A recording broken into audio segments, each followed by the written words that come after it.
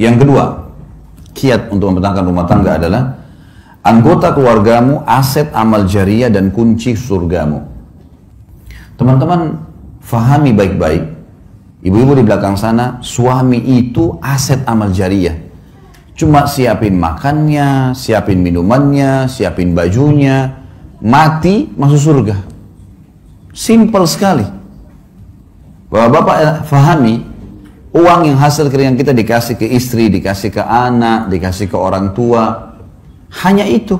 Pada saat ada sesuatu yang rusak di rumah diperbaikin, mati masuk surga. Ini luar biasa ini sebenarnya. Orang-orang di sekitar kita ini sudah aset-aset amal jariah. Bapak-bapak misalnya kasih duit ke istri-istrinya, ini beli makanan. Dibuatlah, beli tempe, beli sayur, beli segala buat makanan. Makanan itu teman-teman sekalian, kata Nabi SAW, "Ma wudi'a ta'amun illa wada'allahu fihi barakah." Tidak ada makanan yang sedang dihidangkan, diniatkan untuk orang lain, kecuali Allah akan letakkan berkah di situ. Berkah maksudnya, dari satu piring makanan pasti akan ada yang menjadi darah daging manusia yang memakannya. Sekarang saya ceramah depan Bapak Ibu sekalian, orang tua saya panen pahala. Karena saya tumbuh dari ASI ibu saya tumbuh juga dari nafkah ayah saya. Karena tidak semua yang kita makan satu piring makanan jadi kotoran. Ada yang jadi energi, ada yang jadi bagian tubuh kita. Sekarang bapak-bapak kasih ke istrinya makan. Anaknya makan. Bukankah itu jadi amal jariah buat dia? Karena istri anaknya bisa bergerak. Ibu-ibu masak buat suaminya. Suaminya makan, anaknya makan. Dia tidak beli, tapi dia punya tenaga, masak. Lalu dimakan oleh suaminya. Bukankah itu jadi amal jariah buat dia? Amal jariah semua. Sampai pernah ada seorang sahabat dalam hadis riwayat Imam Muslim bertanya, "Ya Rasulullah, ayu islamin khair?"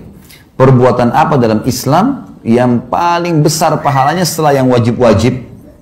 Kata Nabi SAW, "Tut'imut ta'am wa tusallimu ala man ta'rif wa man lam ta'rif." Engkau memberikan makan kepada siapa saja. Di sini masuk suami istri, anak, orang tua dan orang-orang lain, dan engkau memberikan salam kepada orang yang kau kenal dan kau tidak kenal. Jadi anggota keluarga kita tuh aset amal jariah. Bapak-bapak misalnya masalah duit, nafkah. Nanti kita akan bahas itu di poin selanjutnya tentang masalah hak dan kewajiban. Kita disuruh berikan uang, hasil keringat kita. Nafkah itu sesuatu yang kalau tidak dikasih, roda kehidupan nggak bisa jalan. Jadi ibu-ibu bisa beli makanan, air, makan, listrik, ya, sesuatu yang memang harus ada. Kalau enggak, maka tidak berjalan roda kehidupan. Itu namanya nafkah.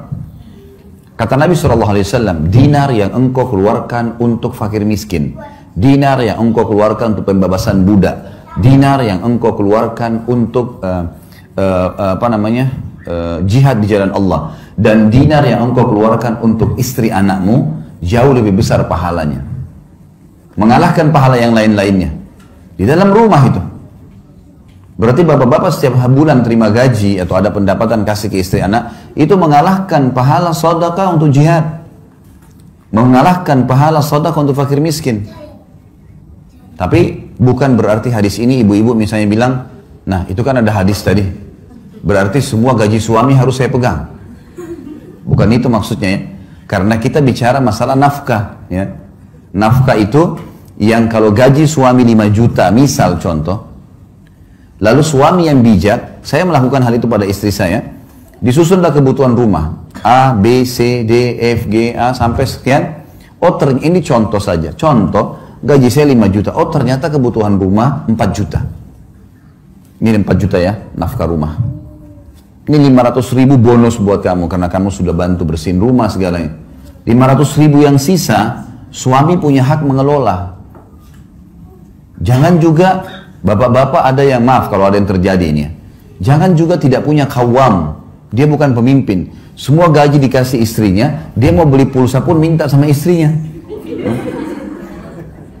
Gimana caranya? Beliin saya pulsa, loh kok lucu itu, kok malah dia minta sama istrinya?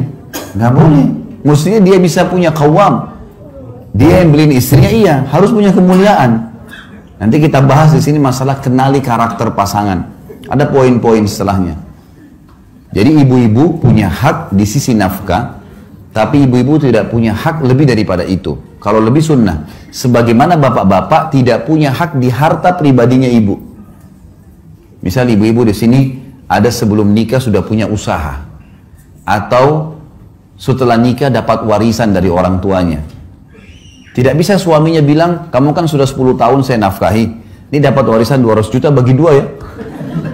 Nggak boleh itu. Dia nggak punya hak 1 rupiah pun. Laki-laki, suami nggak punya hak dari harta istri pribadi. Istri punya hak nafkah saja. Lebih daripada itu sunnah, bukan kewajiban. Ini nanti kalau memahami secara benar, seperti batu bata yang kita letakkan di tembok bangunan, maka akan rapi kalau benar semuanya. Tapi yang jelas, sekarang kalau laki-laki mau menjadikan aset amal jariah, apapun hasil keringatnya diberikan kepada istri anaknya adalah sedekah yang paling besar. Wanita misalnya, ibu-ibu di belakang sana. Apa kata Nabi SAW? Kata kunci sederhana masuk surga. Wanita, istri manapun yang menjaga 5 waktu sholatnya. Kemudian berpuasa Ramadannya. Ini nggak disebutin sholat sunnah ya, sholat wajib saja dulu. Kalau sholat sunnah ibu-ibu kerjain itu sudah plus. Sholat 5 waktu, azan langsung sholat, subuh sampai isya. Kemudian yang kedua tiba Ramadan, puasa Ramadan, belum dimasukkan puasa sunnah. Dan dia mentaati dan melayani suaminya pada hal yang ma'ruf. Ma'ruf ini maksudnya bukan melanggar agama. Kecuali pada saat dia meninggal, dia boleh masuk, dia boleh pilih 8 pintu surga yang mana dia mau masuk. Hanya 3 hal saja. Sederhana sekali kita bisa menjadikan rumah tangga kita sebagai aset amal jariah. Orang-orang ini nih, suami istri, orang tua, mati ya.